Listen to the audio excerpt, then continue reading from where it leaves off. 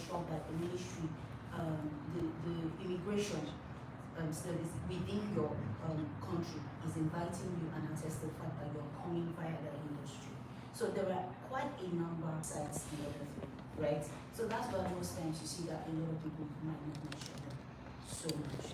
But then if you now want to go into the US, there are a lot of visa types. For students, you already know that if you're going as an undergraduate or as a postgraduate, you need to have finished your BSc, right? And you need to know what the minimum CGPA is.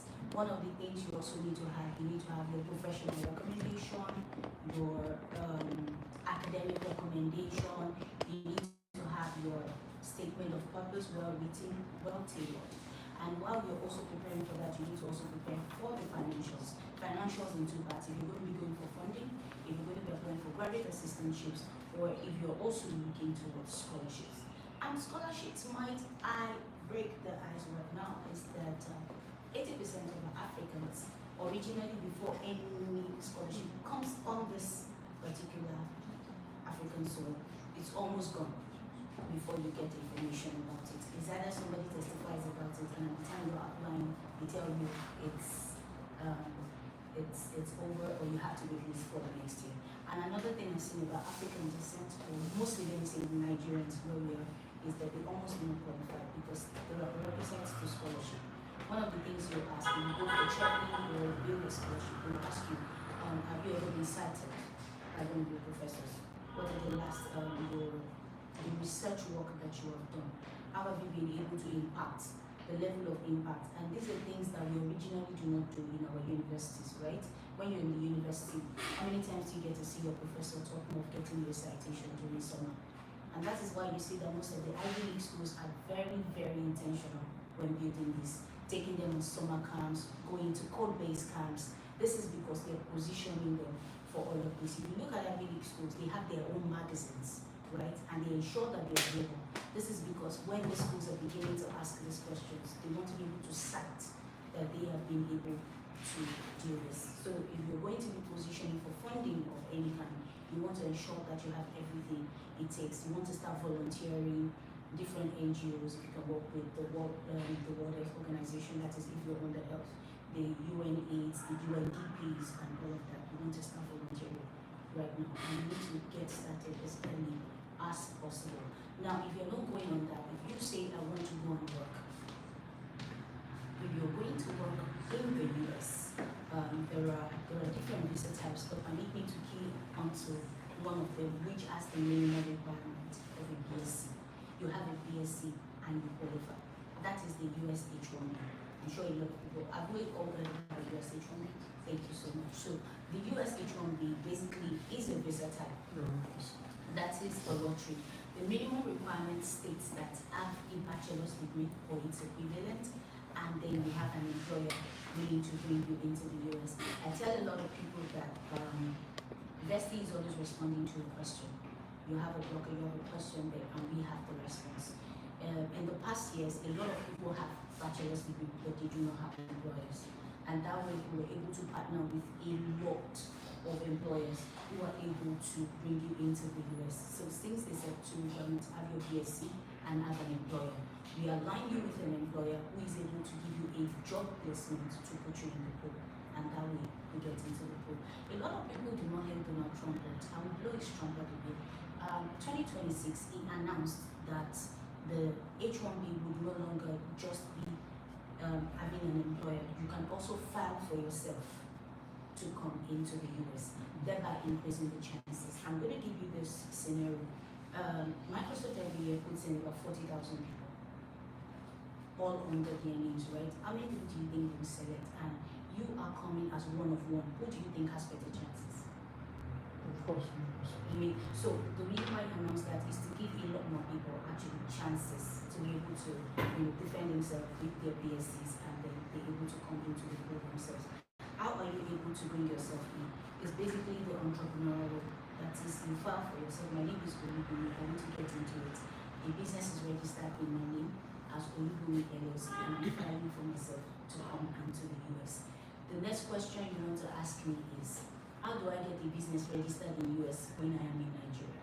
Vesti is able to do that for you as well. If are still willing. For example, you work with a Google, a Meta, or a Microsoft, and you still have them as their employers, we can still put you in the pool, no issues. What that just saves you is it saves you $300 off the required amount because you already have an employer. But if you don't have an employer, the 300 is added for the business registration, and then you pay the needed fee, which is 850. Last year was different. This year we put in about 460 people and 122 people were selected. Out of 122 people, we had over 74 petitions, and as I speak with you, I think as of this morning, we have received 25 approvals already and are waiting the rest. So if you want to ask if you're in good hands, I will tell you you're in very good hands. The only part that is not guaranteed is the lottery fees, which is Baladio 50-50 is a lottery, Baladio. But should you be selected, then I work with the best in your database who will go with you on the petition process. Now that is that for the H1B. For those I want to go on the skilled route. Now if you're saying before you leave the H1B, yes. So for those that have had their petition approved, so what is the position on visa application? Because we are hearing all sorts that the embassy has shut down on extending visa application to. So can you just give us update on Thank you. current status on the? Okay, so that does not affect the H1B at all. Well, the H1B is a non-immigrant visa. H1B is not affected. Why? Because it's a standard visa. All visas affected are transit visas. Long tourist visas. They are the ones affected by this new policy. You cannot put such bans on visas that actually have prerequisites or requirements before they go.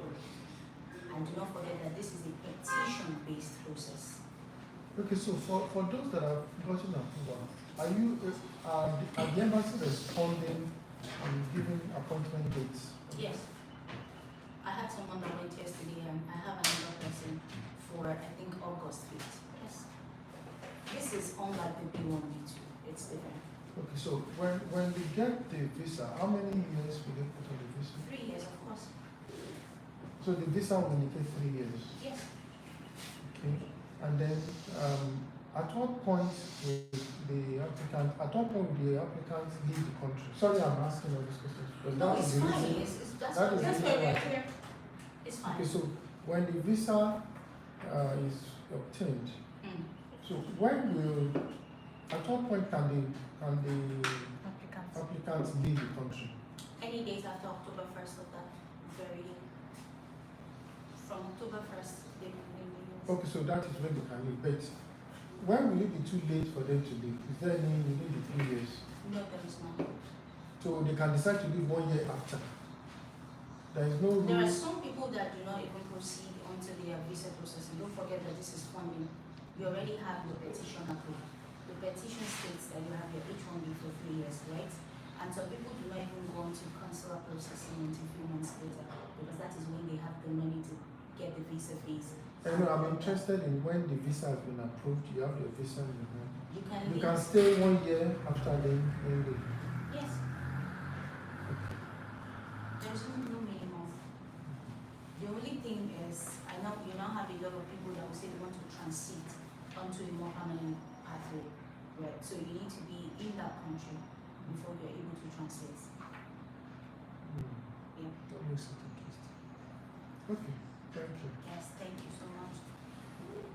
So from there, I now move on to another non-immigrant visa, which is for professionals or those who are founders, entrepreneurs, and those who are being impacted. This is not academic-based at all. It is talent-based, and that is known as the O1 visa. I think a lot of people know it as the alien with extraordinary ability. Some people know it as STVs. It was created by the US to bring in talents, just as the UK has a global talent visa, right? And then Canada has the startup visa. Every one of them has the talent visa. The O1 was basically created to bring in talents, and there are 8 requirements. Out of 8 requirements, the US says meet 3 of these requirements and you qualify for this visa. But at Vesti, we do not just allow you meet fully of these requirements because you do not know what points the adjudicators will be looking at when you submit this petition. So we work with you to meet with about 5 or 6 of this when submitting. This is because we want you to be overwhelmingly qualified. When the adjudicator is looking at the petition, they want to know that this is a well-prepared case and they have, no reason, no cause at all not to approve that petition. Now there are 8 of these requirements. The first is receipt of national or international prizes. Sorry, say that again. Receipt of national or international prizes. Have you ever been awarded within your organization or global organization recognizing the work that you do? Just as we have, we have the HR platform, they have their ACIP and they have their own organization. Have you been recognized at all within your organization? If I look at Vesti is global. At the end of the year, should I be awarded is seen as a global award because it is a multinational, right? So we have a lot of people who also work in multinationals. If they've been nominated, you work in Global.com and you were nominated, selected or not selected, well recognized prices, that also works. Another thing is have you been featured in articles? Featured in articles simply means okay, you wrote an article or there was an article that involved the organization. You were planning a campaign, you were the head of that campaign, that expo, and your name was actually being mentioned. That also works. Or if you were the founder and you had, maybe for example, you had a conference and you were putting out there in Business Day, the Punch, Dailies, New York Times, and all of that. That also counts for you. Do you belong to memberships? There are memberships that I think almost everyone belongs to. You have the Chambers of Commerce, you have the Forbes Black Community, you have the ICC, you have the JCI, that is for the upcoming professionals, right? You have alliance to your industry. I think for even realtors, they have their own organization recently, as I've heard. So as it relates to your field and your industry, which of these organizations or memberships do you belong to? Also, have you been invited on a panel, either to host them, to moderate the panel, or you serve as the judge of the work of others? Just like I was explaining to somebody, judging the work of others is okay. I am the supervisor of my team at the end of my team. They want to recruit new sets into my team. I was invited to be part of that interview panel. I'm judging the work of others because my decision on that panel at that time decides if the person gets selected or not. So all of those work where the HR invited you to come for that interview, sending you a thank you note later, the head of your department, members of your team reach out to you, okay, it's KPI, give me a review at the end of the month or at the end of the quarter, and they send you, like a thank you or more like a recommendation. All of that also counts. Now, they also want to ask, have you authored a book or do you have scholarly contributions? Scholarly contributions is basically in your organization or in the organization or memberships that you belong to. What are the contributions that you have made? So you want to show evidences of all of this, either pictorial or just by letter or in email. Another thing they will ask you is employment in critical capacity. Employment in critical capacity is basically, are you the CEO, the CTO, the CFO, the head of your department? Are you the supervisor in your field? I'm sure by the time, and there is no one that will tell me they have up to more than 3 years of work experience. There's some level of promotions I would expect depending on that field that you move at that age, right? You said you have 5 years work experience. There are levels of promotions I would also expect that you move at that age, and you have letters to also state this. And there is no way you have promotions that you don't have remuneration in. So you also want to know that you have evidence of a high salary. Evidence of a high salary for the US is different, unlike every country. They expect you to have proof of funds, a minimum of a particular amount, and then you put that in your account, and then you're able to process this business. The US is not like that. The only thing they are asking you for is, I want evidence that you're currently as a supervisor, and that is country dependent. It's also economy dependent. The minimum salary for Nigeria is different from Kenya, is different from Rwanda. For Nigeria right now, if you earn anything above 450, you're seen as a high salary. And all that is evidenced by payslip or income contracts. So if you're maybe a founder and you're a speaker, you're a moderator, you have the speaking engagement and you have a letter of contract where stated the amount you're going to be earning in the process and it's well signed. That can be used as evidence as well. So these are 8 requirements they ask, and out of these 8 they say need 3. And at Vesti we're able to work with you to make it with like 5 or 6 of this. This qualifies you for a 3-year visa. In fact, if you're going on the EB1, which the evidences are the same, but a lot more overwhelming than the other, because the EB1 is 10 years and is equivalent of the green card. So while I'm mentioning our words, and the A1 will require that you meet with EB1 or 2, the EB1 requires that you meet about 35, because of course it is 10 years and they're going to look into this a lot more than you look for the O1. The O1 is one of the fastest for those who want to migrate to the US. They're on the timeline and they want to get this as quickly as possible. But for the EB1, that's a lot more. That has a lot more evidence, and we're able to actually work with you. The one that is like it but has the academic base is the EB2 element of it. EB2 is another visa type that is employment based category 2. Green card, 10 years as well. The evidences are different, broken down into 2. Do you have a master's degree? Yes. Do you have up to 10 years of work experience? Yes. That shows that you qualify for the EB2. The reason why we ask these 2 questions is every of the requirements under the EB2 falls in these 2 categories. If you have a master's degree, then it simply means that, okay, you've done a bit of research work, number 1. You have some citations done, 2. You have articles written for the process of this course, 3. So we need all of that, and the project work that you've also done.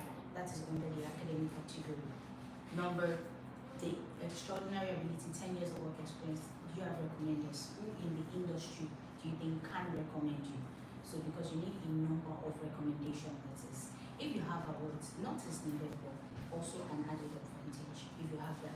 Which articles have you written? Then the articles, the number of articles, publications that's been done either by you or the organization is also needed. However, one of the key things that allows you to file for the EB2 is the NIW, which is the National Interest Waiver. To get that waiver, you need to have what we call the proposed endeavor. Now, the EB2 usually requires that you have an employer just like the H1B, but a lot of Africans professionals have all of these requirements that I earlier mentioned, but they do not have employers. So the US thought, how do I retain these talents without the employers? Then they asked for the national interest waiver. Prove to me that you are done, and I'll give you a waiver, just like you get your application fee waivers in schools, right? And what you're simply putting in that proposed endeavor is, when I get into the US as a talent, this is what I'm coming to do in the first 3 to 5 years. Now, why they want you to do that is to show that you're value, have something in value. For example, you see a medical doctor telling you that you're having to do a cancer research that is going to cost this amount, take this amount. When you get the visa, a lot of questions people ask is, do I need to stay on that? Is that what I have to focus on when I get this? No. The US just wants to have an idea that you're going to come into the US and be of value. There's no way you rather post endeavor and come into the US and be redundant. For example, someone of 10 years work experience coming to do cancer research cannot come in there and just be redundant for years. No, it's not possible. Don't forget that the visa is valid for 10 years and is equivalent to a green card. So they want to know that you're going to be a person of value. So that purpose endeavor, I even think the brightest of minds I've seen, I've only been able to come up with 6 pages to 8 pages. And then we have a legal team that fleshes this into 90 pages. I'm not joking, 86 pages at the time that they are done. The reason why we ask for a draft from you is, at the end of every petition work we're doing, it's going to be you and the consul after your petition has been approved. So we need to have an idea. This is what you built up. We are just fleshing out your idea. It was originally your idea. So defending is not going to be an issue at all. So that's it about the visas within the US. For the UK, we have the global talent visa, which is under 2 categories as a lot more people would know it. You have the exceptional talent and the exceptional promise. Just as the US is trying to draw in talents, the UK was desk. And they want people who look promising and the people who are already in the field. The only one that doesn't have years of experience is the exceptional promise. And how do they know this? They want to know while you were in school, what volunteering communities do you belong to? What are the panel works you've done? Of course, you see a lot of people who are part of school activities, end of class, when you're having an expo in school, they had a presentation, they had a talk on this, there were articles they wrote, they worked voluntarily with some professors and they were able to put this out there. So all of that put together, do you have any of these professors who can recommend you that this is what you have done? And all of the work that you have done in school, how well are you able to write your story? And I tell people that one of the key things, aside writing your story for global talent, is putting key metrics to it. If you're going as an exceptional promise, you were part of an expo that gathered 10,000 people. If you're part of maybe the design committee, you provided lighting, you were part of the interview panel, you want to ensure that you're putting that, okay, this expo invited about 10 people, out of which we had 50 guests. Out of those 50 guests, I was part of the supporting team that interviewed these 50 people. That is giving them an idea of how large this expo was and the impact you had in that particular expo. If you were part of maybe SUG government or anything like that, you want to put numbers and key metrics to it and what your position was while you were doing that. That's selling yourself the right way. They are not interested in you were kind, you were nice, you were helpful, you were great. No. There were a lot of key metrics that you need to put in there to help them get a sense of your importance in a particular panel. If you have pictures to it, please attach them well. And another interesting thing about it is your recommendations. They need to tailor it to you, your impact, what you are doing or what you're doing. That is that as an exceptional promise. As an exceptional talent, of course, it requires that you have above 3 years of work experience. So if you have all of that, you want to detail your role in each of the organizations, the digitally led platforms, the roles that you have had, the campaigns you have led, the programs you have led, your impact, all of that put together. And one of the most interesting and important things you will write will be the introduction letter. Aside that, also your portfolio. Please put your portfolio very, very well. Everything you've done should be included in that portfolio. And as tailored to that portfolio, let your recommendations also come well written. All of what I have said, one of the things you cannot but have is what we call legal advisory. A lot of people have gone and come back, and this is not to tell you that okay, because Vesti does this, you cannot underestimate legal advisory. We are all vast in our fields, just as the legal journalists that do this. Just as I know what the business campaign and all of that would entail, they know what this governments and these consumers want to see part time, per web, per line. So you cannot underestimate legal advisory. Ensure that you have a legal attorney who is able to handhold and work with you. I've seen a lot of online platforms who said, I got my global talent with this. The only thing they will not tell you is the handholding they had all through that process. Some days ago, one of our O1 talents who got in there, I think 2 years ago, he already got the O1, he's been living good, and a few days ago he reached out to us that he wants to embark on the EP1. While he was on the call, he told us that he had to come back because he had gotten RFE and he had gotten denied for the EP1. So he had to come back. There are a lot of people that can do this, but not everyone tailors each process to you. The reason why Vesti is different, and we get asked that question a lot, is why do you have this high success rate? Is we're able to tailor each process to each candidate. So legal advisory is not something you can underestimate. And for Canada, there are different pathways as well. You have the startup visa with a minimum. You need to have your business registered. You need to have an angel investor recommending you. And you need to also have your education background and your IELTS written. That was very detailed, and I'm sure a lot of us I'm sure because I saw a lot of head nodding like this is a lot, right? And I know a lot of people shut down when it comes to processes. When they just see, oh, you're supposed to feel this, you're supposed to do this, the ambiguity just scares them and they're like, it's not time, and they keep procrastinating. So, at what point, right, do you think, because a lot of us here, we've tried. Okay. We've actually tried. Sure, we did not try. We have Did we really try? tried. Tried. So please help us. We've tried. So now, what common mistakes can you say? Because we spoke about denial, right? We've spoken about denial, we've spoken about people not having the right information. So now let's talk about the process itself. We've spoken about how the legal attorneys actually have in-depth knowledge of what to do, when, and why, right? That also applies to every stage. And let me remind you, bestie is your bestie from the point when you decide to move, right? From the point when you decide to move, to processes, touchdown, and everything thereafter. So the point where you decide to move is what you're doing now, the clarity session, your research, your information.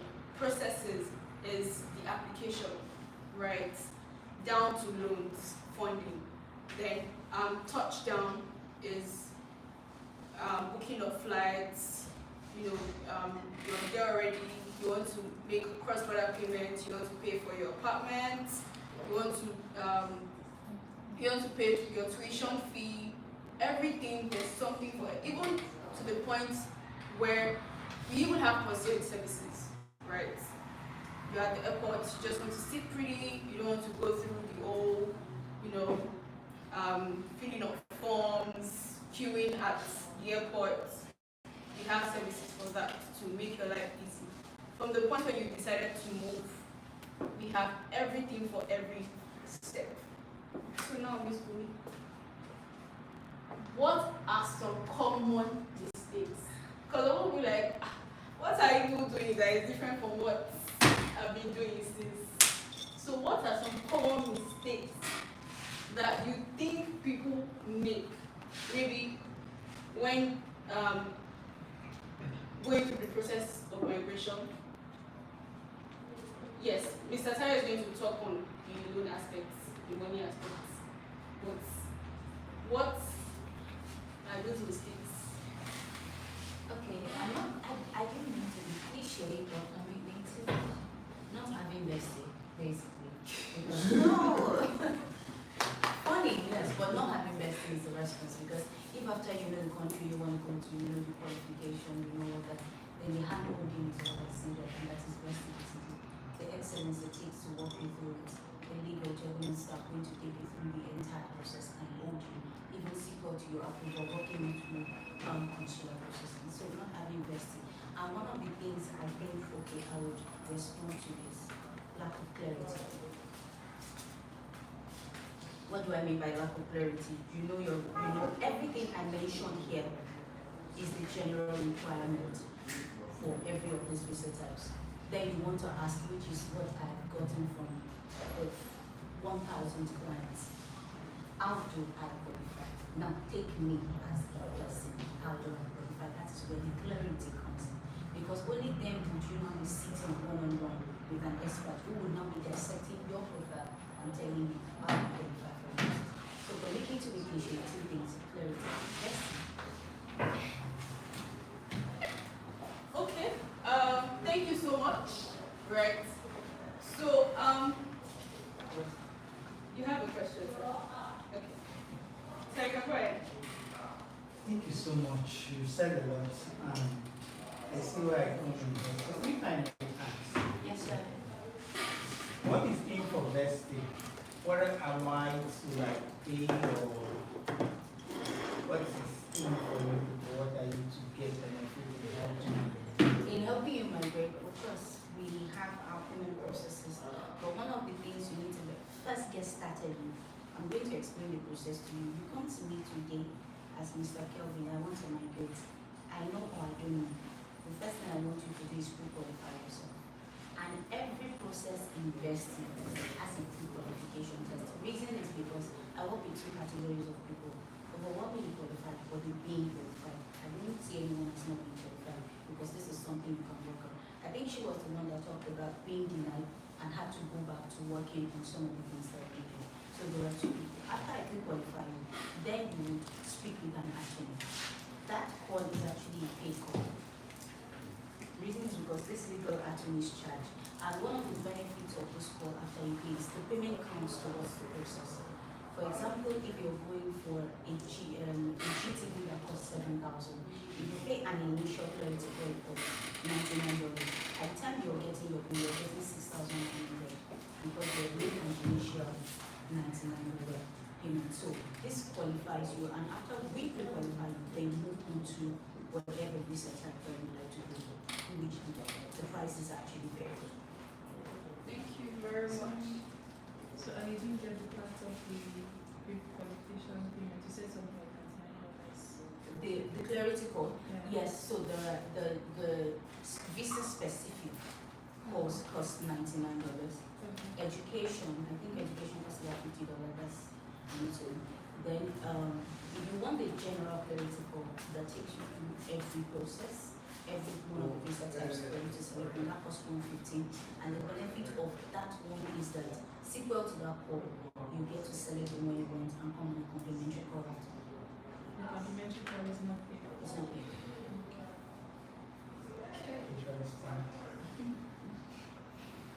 Okay, sir. Okay, thank you. So you were going to speak to Switzerland, and I didn't hear you talk about that. Oh, okay. So I mentioned that I asked if for Switzerland, if it was going to be skill pathways or education. If you're going to be talking about skill pathways, I want to ask, do you have a job offer? Is the job willing to sponsor you? If the job is not willing to sponsor you, are you willing to sponsor yourself? Do you meet the minimum requirements? Because all of those countries have their own specific requirements from the immigration office, as you may know, and also from the company that is willing to offer you. Unlike the H-1B and others that you can get an employer to come in and then you begin to search for a job. These countries require that you have skilled work prepared and they have like a location they can trace you to. So those are the things, those are the questions we're going to first ask you as these countries, specific pending and proceedings themselves. Thank you. Yes, I want to say something. For that journey, student pathway, Yeah, I know they have the issue of the block account stuff, yeah, or you make available a sponsorship letter. yes. That sponsorship letter is where I want you to probably share some light. Okay, so you want to know, number one, that the accounts you're going to be releasing are it's not one of the blacklisted banks or companies that will be sponsoring. And if you have a sponsor, ensure that that person has valid employability and all of this all of the details that will be required. So if you have all of that, we can work on it. Okay. Thank you so much, Bibu. So, Mr. Sai, Ms. Bumi has spoken about different pathways. She has spoken about common mistakes, non-negotiables, things we should look out for. And you've mentioned previously that you have to know what pathway each and every one of us will be routing before you do recommendations for us in terms of loans and getting funding for migration. So, as someone who has helped people fund their migration over the years, what are some major pointers people need to consider? Like top priority, right? You already mentioned pathway. Besides the pathways, right? What are some things that people should prioritize, right? What are some things we are doing at Vesti to make life easier in terms of getting funding and loans for migration? Yeah, thank you. So I think I'll just start by saying that. So one of those pathways, like you mentioned, so if you want to do anything in life, you need to first understand the goals, like the outcome of anything you want to do. Right? So I believe everyone whether or not like the few gentlemen in front of us actually mentioned they like to travel to the US because they have people there. Right? So it takes you that road. You can even go outside your means to get some things done if you're sure that you can get results from these things. Right? Yes, there's a part of the road which is migration is different one, and I also mentioned the migration support one. And she also mentioned something about what best we can actually do and what we can do is to give you the required information because a lot of people do not have that information, and information is power because it's what you can use to be successful in anything that you want to do. And she also mentioned so different pathways that we have and the amount that to actually cost you to go on this route. So when it comes to loan, the student loan is pretty clear, very straightforward. Just get an admission and we'll see how we can support. So how do we support when it comes to that? The first thing that we do is that we believe that you should probably come to us during the process of selecting your schools because not all the schools are supported by us, right? So we first need to know those schools that you want to go for. So maybe you want to go for schools in the Europe, UK, all those European countries. Now you need to know what kind of school do you want to go to, and of course specifically if those courses are is something that we can support. How do we support those courses? That we believe that you're not coming back after your schooling, and so it means that you want to stay there for like 1 year or 2 years. So some courses, even if you're done with some courses, it would not cover for the whole amount of loan that you've actually borrowed, right? That's why we like select those courses and tell you these are the courses that we can fund, right? And some schools that we can actually fund. Because some of our letters that we give to you will be straight to the embassy to say that you have a private company that want to sponsor you through your university period. And we currently we do not support undergraduates. We believe that we're still working on it. Maybe the next calendar cycle we might be supporting undergraduate. But currently we're only supporting masters and PhD students, right? And that's what we're supporting. So if we select the schools and tell you the kind of course you need to go for before we can support you, then you can qualify. So support goes a long way. We can support them as far as $100,000 when it comes to that.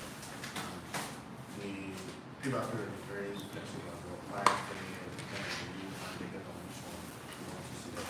That's the student. So when it comes to migration support, it's a little thing that I won't say tricky, but it's something that's going to have one session because, like I said, the student route is clear. But when it comes to some kind of visa that you're on, you need to do some route with that. So what you have, you need to first check what you have before you qualify for the visa. Right. So if you're going for H1B, I think H1B is a little clear as well. Because H1B is just for you to work in the state location, right? You're working. And don't forget that H1B has a 6-year validity, right? The first 3 years, then in that process you can qualify for EU2, where stay on the stretch of H1B, and EU2 is going to have 10 years, and you can stay in the US for that, right? So when it comes to O1B, so I need to check what you have when it comes to O1B. And if you want to transition from O1B, the visa category, the next visa category of O1B is EB1, right? So you wouldn't come from H1 and say you want to do your EB1. You need to be rare, right? So if you want to do EB1, you need to have a lot of qualifications, some are PhD, stuff like that. So do you have the time during your H1B to do all of these things before you can do EB1? Right. So all you need from H1B to EB2 is just the employer saying that, oh, I still want to sponsor you again. That's all you need when it comes to EB2. EB2 is the same stretch. And if you're coming from O1B, so if you're a founder or, like you said, you have some sort of extraordinary ability. So the tricky part is that if you come to Vesti, right, so the petition should make mention of when you file. So what is the kind of sweet thing about that is that you can, as one, you can be flexible. So if you H1B, you can only work for one employer. O1, you can work for two employers. Depends on how you want to. It's kind of a freelancer thing. So I'm employed by this individual, but I still want to do freelancing. All of these things are in the petition before we write it. So you can, I'm working with Vesti, I'm doing side hustle and everything. O1 can handle too. And from that O1, you have criteria to move to EB1, right? Same with H1B. H1B, so I'm a finance person right now.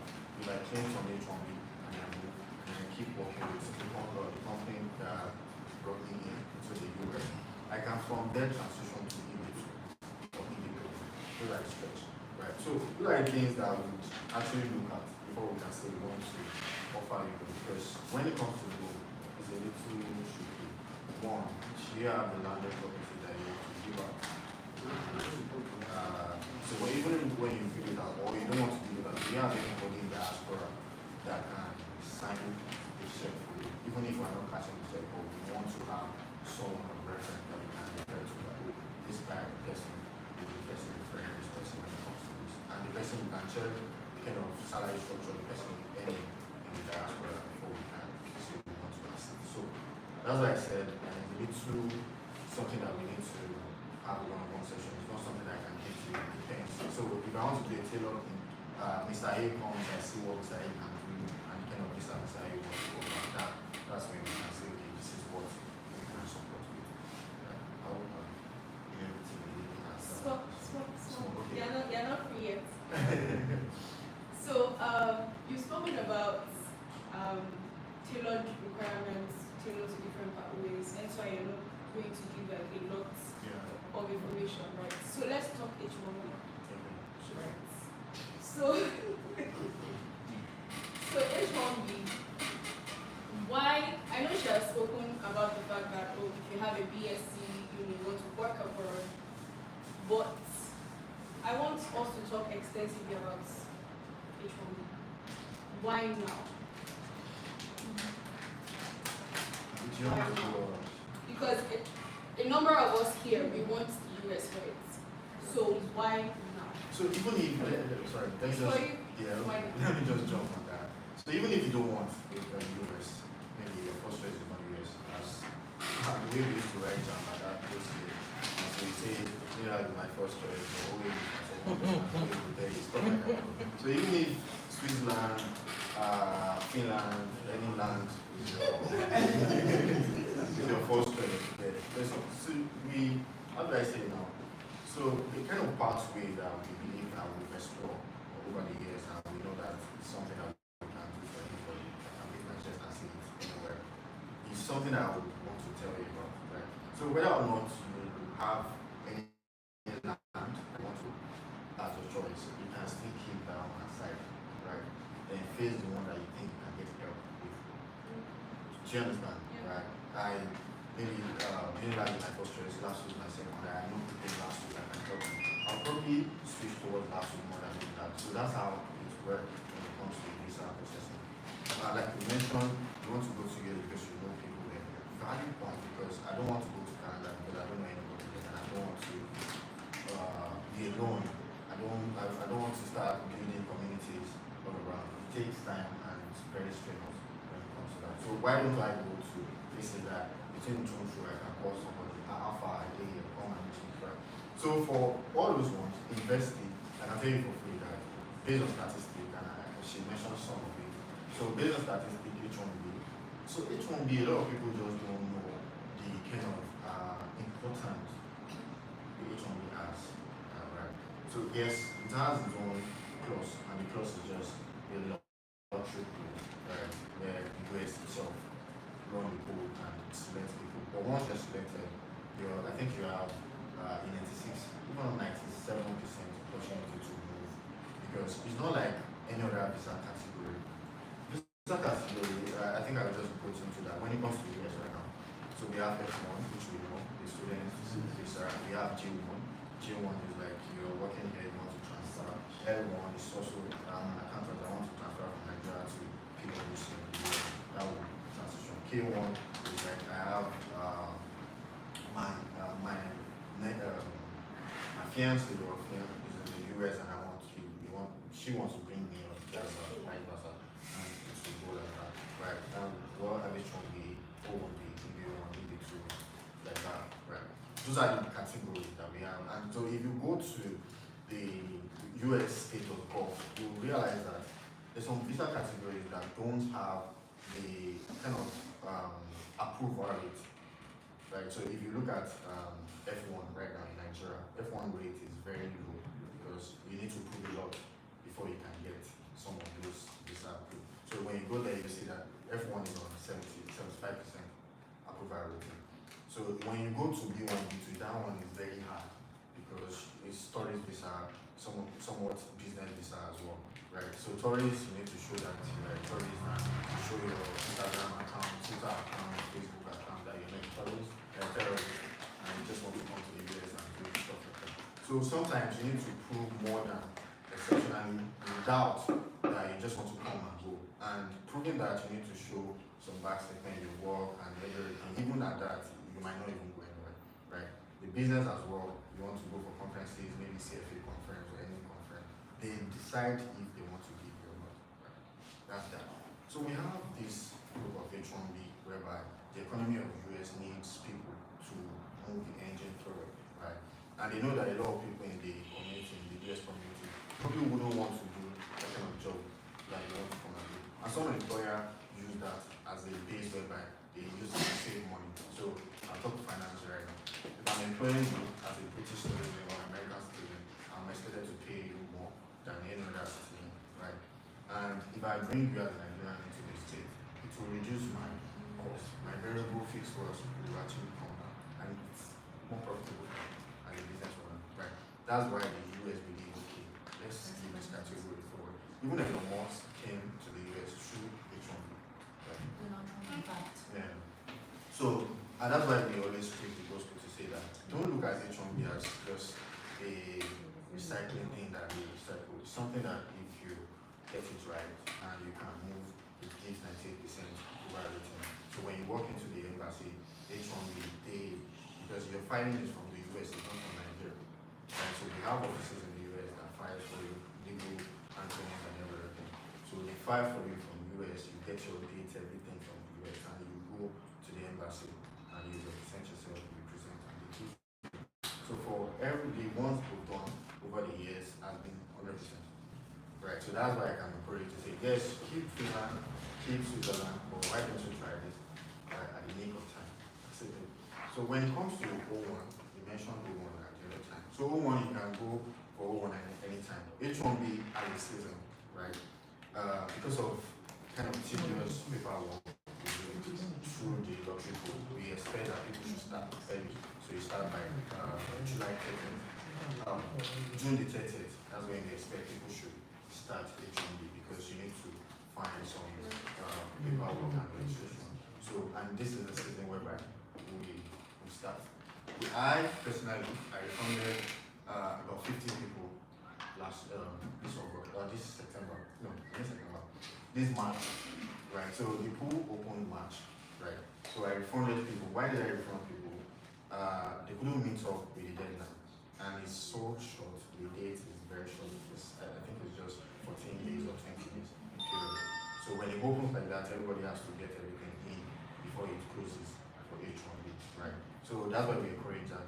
Just get everything. Let's advise you. We run through the whole paperwork that you submitted, and I can tell you, okay, you are good to go. When it opens like this, you are the first set of people that you will eat it up, right? But how about you delaying and we couldn't even finish your stuff by maybe March the 20th? I will have to call you, hey, Mr. Please, do you want to wait for 2027 or I should send you back to one? And I will gladly send you back. Right. So that's why we encourage people to start early and get into the pool early and see what can do. That's the truth. Thank you so much. Right. So if there's anything we've been talking about excellence, right? Excellence in terms of how, how things are being reported in terms of document submissions, information, detailing. Mr. Tayo, what do you think storytelling should play or is currently playing in how people are properly represented when taking or going through the migration process? Thank you for the question. So I think I'll just say it this way. If I don't see probably any advert or any need, or there's no use case for me to use Close Up, and I probably don't want to use Close Up, and I probably will go for another brand entirely, right? So when it comes to storytelling, a lot of people, even if I'm a politician, I really can't tell my story more than someone else telling the story, right? And it is something that I have to employ you to do, right? And tell my story, change the narrative. You already know the keyword people are looking for, and those are the keywords that you do, right? So that's what we do when it comes to writing petition or filing. Because I believe you can't fight for yourself. That's one thing I know.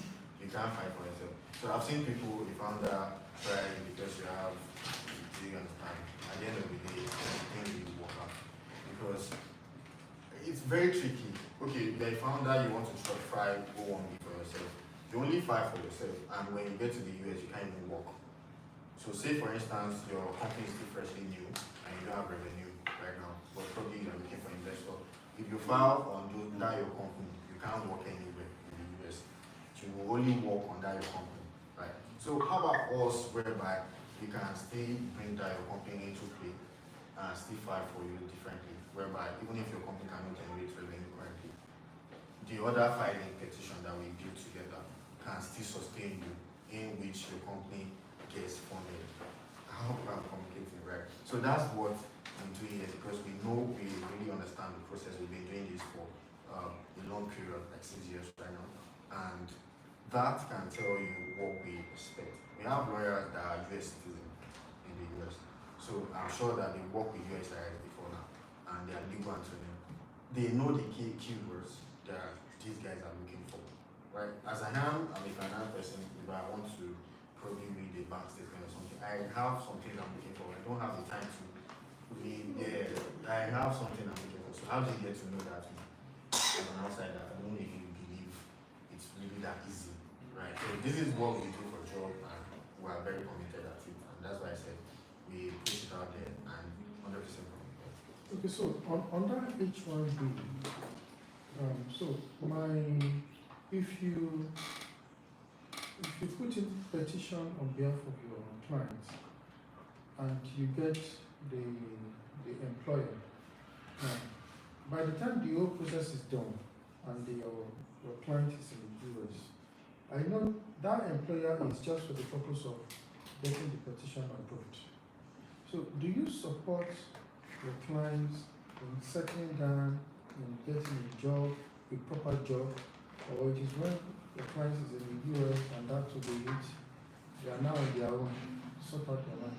Do you support in getting jobs? Yeah, I will let you go, then I'll support you. Thank you, sir.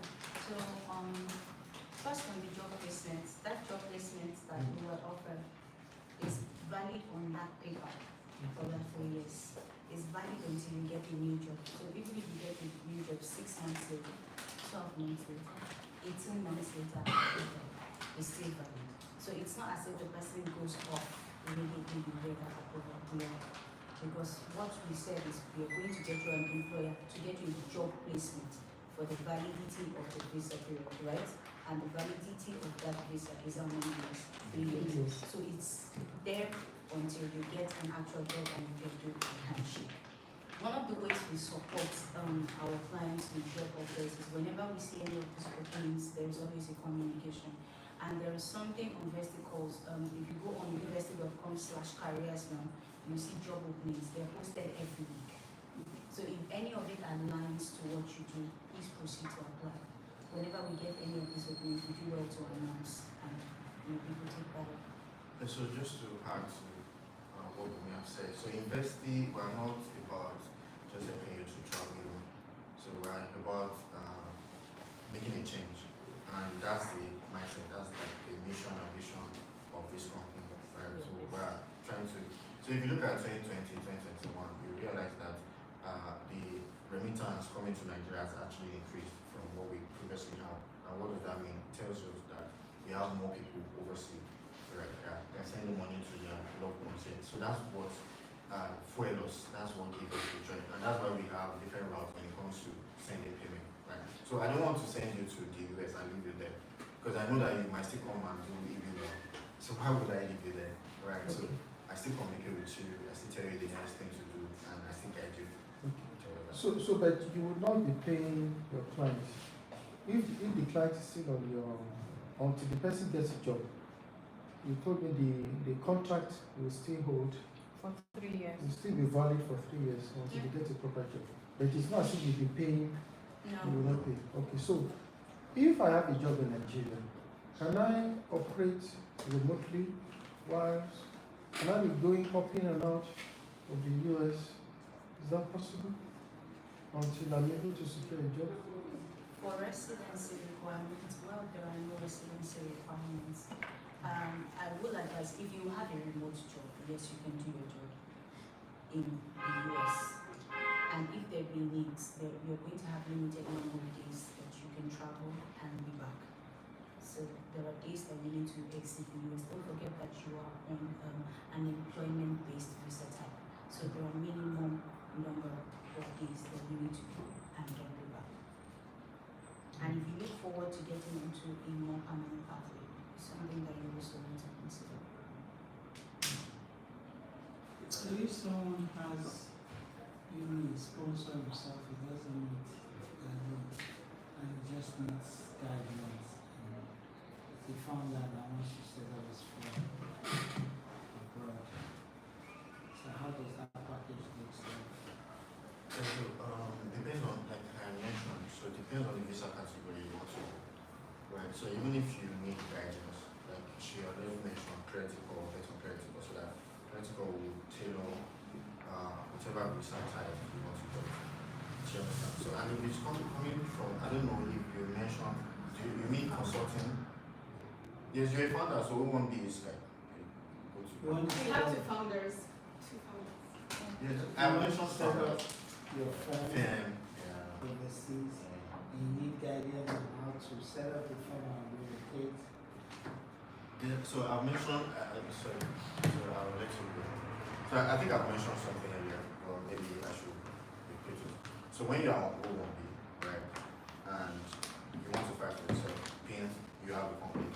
If your company is not bringing revenue at this point, I don't think it's advisable that you should file the O1B on that company. Because when you file O1B on that company, it means that you just want to work in the four walls of that company. You went into something like a social enterprise. You've also gotten, like my case, was my social enterprise.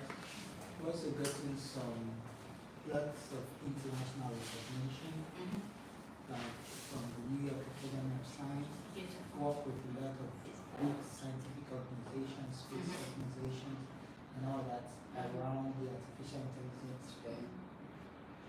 And you want to set up a company overseas, maybe because you have one or two concerns here in Nigeria, you're not too comfortable, you want to, and now you need support to get a visa or to relocate, maybe to the US or Canada or Switzerland, there's English-speaking country anyway. But your business is more or less global, you're 10 global companies. You've also had lots of travels, maybe to major countries, lots of countries in Africa, Dubai, Morocco, Ethiopia, and all the rest. What would the package look like? Okay, so for the use as a founder, if I heard you correctly, you want to set up including the business registration, the visa processing, minus premium processing that ensures that you get a response faster, minus profile upgrade, which means you don't need extra documents or anything unloaded. It costs to the US $10,370. If you're not going via the old one and you want to go via the $10,000? $10,370. I'm going to break that down. For the EB one, it costs $11,315. For the UK, it costs £7,000. For Canada, I think yes, I'm going to confirm that you're going to be spending an estimated 10 to 12,000 CAD. So the reason for all of this is you can check around, Vesti as not affordable or cheap, but one of the most relatable prices, thinking and ranging from government filing fees, from filing fees, and legal migration fees, all put together, writing the entire petition and submitting this. The next question you want to have when you ask about that $10,000 is, do I have to pay everything up front? No, you don't. You need to pay a minimum of more than 50% to get started. Getting started simply means you are introduced to the legal attorney and you are assigned a case officer. A case officer is basically somebody who works with you and holding you on every other document you need, checking in with you, knowing where you are at, what you have submitted, what is verified, what isn't. If you submit a letter, they are reviewing for you, telling you, okay, this is missing, this is what you need to get, this is what you need to put together, until you have the final document that is verifiable and you can do the petition on. And then only then will the balance be required. So as a founder, the prices are actually they vary from country to country. So it's only when you decide that this is the one I want to come in. But from other these evidences you have mentioned to me, and we have two responses. Is either you go on the O1, like my colleague said, or you go on the EB1. And if everyone in this room wants to know, what visa type you qualify for, because everybody will be like, you guys have been mentioning everything. At least let me know a look down. You can just open your Chrome or your Safari right now, type wevesti.com/quiz, all lowercase, wevesti.com/quiz. It brings you down, the kind of visa types you qualify for. And then take it from there. Shall we please? Your phones. The internet here is terrible. I have watching almost 20 gig. I can't do anything.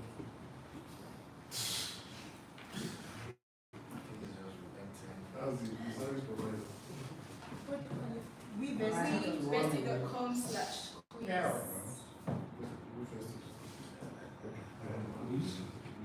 /quiz, yeah. We We are in W. Vesti.com/quiz. So while we're here, seeking clarity. /quiz. Yes, sir. We start the quiz on You just QUIZ, please. QUIZ. yes, start the quiz. It takes just 2 minutes max. So while we're here, seeking clarity, we had familiar faces walk in. Hi, sir. Good afternoon. Good evening, rather. Please, can you refresh our memory? Let's meet you. Your name and what do you do? I have to start. Okay.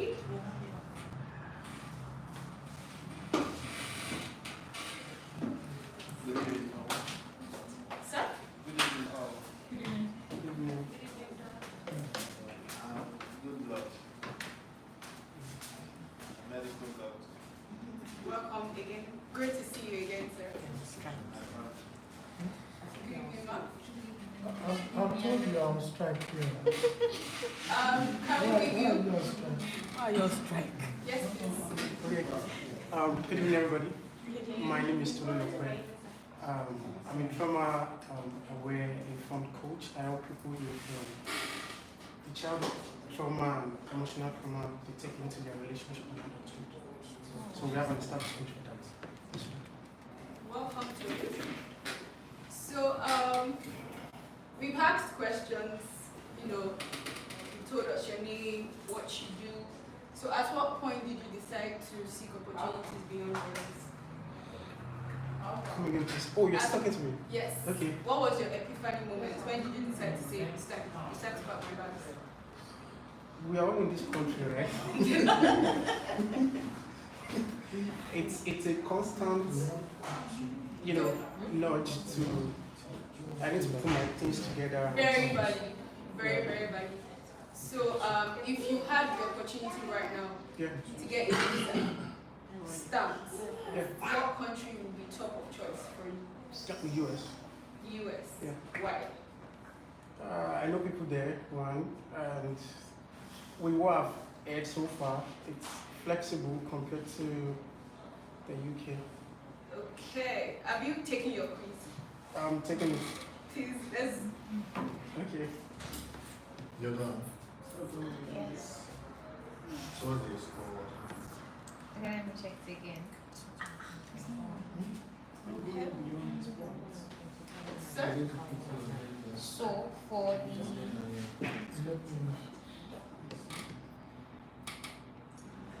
Sorry, 16 years old.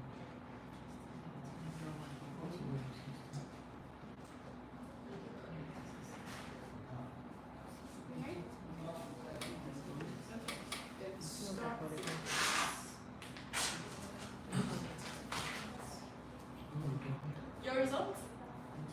Do you have it now? okay. Do you have to say the visa, the match, and the country? Sorry? Yes. Okay. So for the US H1B visa, I have a 75% match. Interesting. For the UK Tech Nation visa, 70% match. Then tourist visa, Netherlands, 80% match. Netherlands. Beautiful. Okay. Anyway. Do you have your results? Yeah, for the US H1B visa, I have 70% match. Wow. UK Nation visa, 65. Match. 65. Yeah. Tourist visa, Netherlands also 50%. Okay, 50%. I just have three here. Okay. For the US H1B, 88% match. UK Tech Nation visa, 85%. And the last year is tourist visa eligible country, Mexico, 95%. Interesting. Maybe because I put IT, I don't know. You know, I said, yes, sir. Why? Because it's a nature. They are more of the electrical and computer. Can you select your gender? So now you can see. Because like I mentioned earlier, as I said, sometimes you can put that thing one side and go through another. And when you are here, you can now go back to the home country. So do you have your results now? Can we have it? Okay, for US O1 visa, 70% match. US 01. Yes. Nice. Go Then ahead. for UK Innovator visa, 65% match. I think that's Okay. good. Okay. Okay. And for tourist visa, 80%. What What country? country? Netherlands. Netherlands. For the Innovator visa, UK for O1 US. Okay. Tell me. So For US H1B, I have 80%. 30. Nice. Then UK Tech Nation visa, 70%. Oh, okay. Then tourist visa, Mexico, 65. Then you are nice. interesting. I think there's a Have you common done your factor. C? I think Like, it was C plus is. Yeah. There's a common factor in everything that we mentioned. Does anyone have, sir? Do you have your results now? Can we have UK it? technician 75%, Okay. Canada study permit 75%, Beautiful. tourist visa 60%. 60%. He's going for US. Which one? He's a founder wanting to have a presence in US. Yeah, US. So I have a question. For the H1B, if the Yes, sir. field of, if the applicant's field is in healthcare, like a pharmacist, now, during filing the petition, will there be a challenge with the requirement in terms of those in the healthcare where they will require qualification from the US or something like that before they can qualify to get approved, to get their petition approved? Do you understand my question? No, I don't. Please, can you I take think that? what you're trying to say, if I understand you correctly, is that is the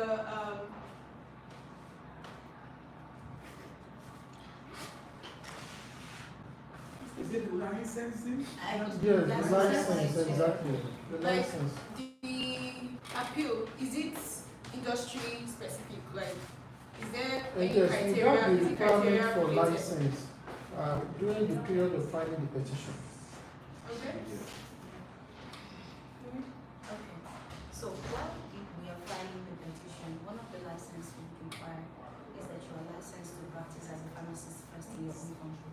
Don't forget that we require that because while you are submitting your resume, shows that you're being a pharmacist and all that. So we want to know that you are licensed. So then if you are not licensed, we always advise if you're going to go there and be a pharmacist, you also require a license over there, right? Yes, so that might be needed. But for the entrepreneurial role for the 2026, the beautiful thing is if as a pharmacist you have a business running, for example, you're Mr. A and we register the business as Mr. A.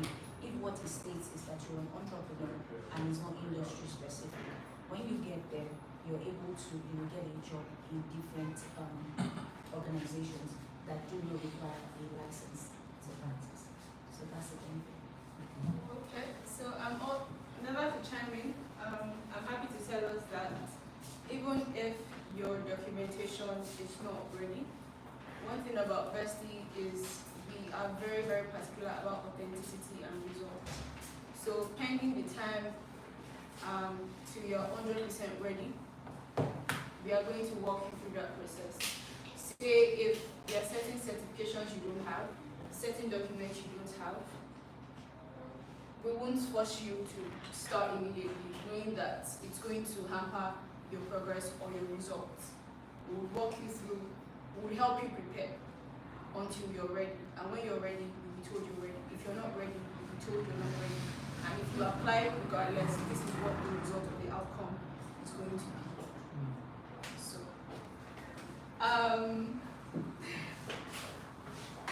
you've said your results, right? Yeah. Who else again? Your results. So for the US H1B visa, 75%. Okay. For the UK technician visa, 70%. Then the last one, the tourist visa, 18%. 18%. Interesting. Do you know what I'm glad? Everyone here, one way or the other, tallies with their desired pathway. Like something has appeared for them in their destination country. So just like Ms. Bumi had said, your next step now is to book a clarity call session where you're going to have a one-on-one time discussing the pathway you have chosen, tailored to your country of choice and tailored to your career wants or your career desire, right? So she will walk you through documentation, your next steps, what you need to do, the exact question, the exact process, the exact answers you need, right? This is just clarity. This is to help you decide. Now the next step is to actually deep dive into the exact next steps, which is your clarity call session with the Vesti team. Yeah. Do we have any other questions? Sorry. So you have to what you have said. So why do you need clarity call? It's not like we're trying to impose you to one clarity session. Just like if you find yourself in a church and the pastor is speaking to like the congregation, you expect that the pastor should speak randomly, right, and not specifically, right? So the clarity session is to be very detailed, very tailored to your own very thing, like, and how to get started. So because you need to get started, right? You need to understand the process, understand what you currently have that you can use to pursue any of the pathway that you want to go. So it's not like, oh, you just want to start. Because I've spoken about almost all the pathways, and somehow you might still be like, okay, which one do I qualify for? Because I believe everybody initially qualified for H1B according to the text tool and probably the education background that everybody has. So it's like go to, right? But you might want to say, okay, I'm not sure of this H1B, I want to try another thing. That's why you get to the point you want to understand intensively what all those other layers start to give you, right? As a founder, what do you have to get again? How do we help you along the line? How long will it take? if you're caught up on anywhere, how do we move you forward? Those are the things that you come with in critical session, that you speak one-on-one after watching anything, and so you speak to lawyers when it comes to that. So I just believe that the next thing to do, and it's already mentioned that when you take credit course, so and you want to pursue any line of the pathway, your credit score is being deducted from that fee that you need to pay. So I just believe it's something that we should all think on and get more clarity, and that can pursue it. Because anywhere you have your mind on, you can accept along the line. So that's what I believe, and I believe that H1B system mentioned is on, and current. If you drop your email with us, we can start emailing you to say that okay, this is what you do next. How do we help assist? We can even call you to say this is what you need to do right now. Like I mentioned, if we can't get all your documents ready before some specific time, we might need to say that we can't help. Right. So in order not to say that, why don't we just try and get it started?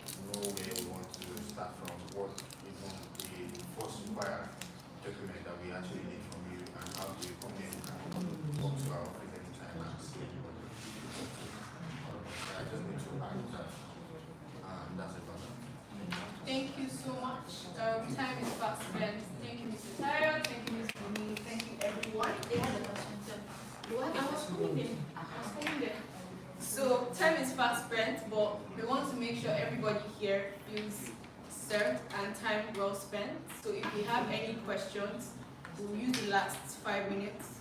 We'll still dedicate 5 minutes for any other questions. So I can see Mr. Toru. Right, let's have you. My question is simple. Can't I book a clarity session for the 3 visa type I qualified for? Okay, great. So To before you explore came in, the there was a call I called the general clearance call, right? That takes you through all the visa types, all of it. Takes you through every one of them that are existing, mention and beyond what you qualify for. It takes you through all of that, and similar to that, then once you select one visa type, you are able to go in a complementary called non-paid this time, and then you continue. So how do I get the one I missed? How do I get the one I missed? The general. The general theoretical, yeah, so a link will be sent to you, see what it is. Any other questions? Okay, so let's say after listening, I still want to go ahead after I was taking Fuji's education. What grade do I need to start? The next thing you need to request for is after you've taken the general theoretical, you mean, right? I thought this is like a very discussion. This is clarity, not but yes, it's not one-on-one. So if you're asking for next steps for education, the next thing you can tell after I thank you will be sent to you tonight is, guys, I think education is the way. The next steps will be sent to you by the team, and then we can take it on from there. Any other question? Questions. Okay, I take it that we are all good. Thank you so much for coming. Always remember that Vesti is your migration Vesti. Always feel free to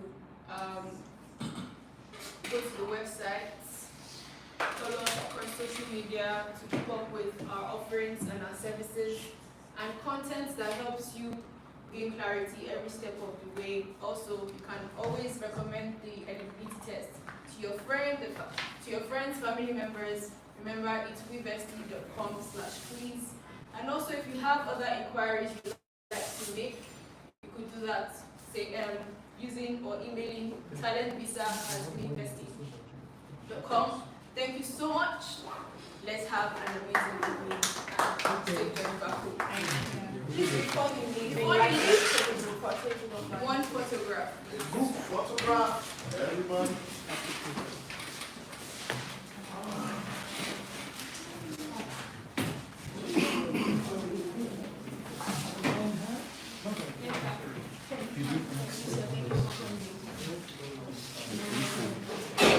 Yes. Oh, Jesus Christ. I need to sing. This one for now. Then when will the other one come? When will Well, how many will you be creating?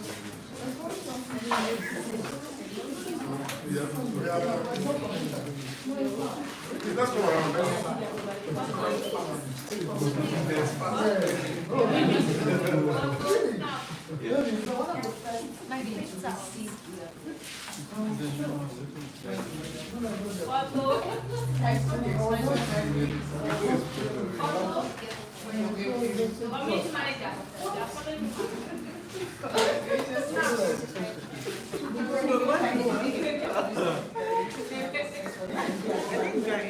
yeah. Okay, I want to see how many people doing. I think it comes with You have to generally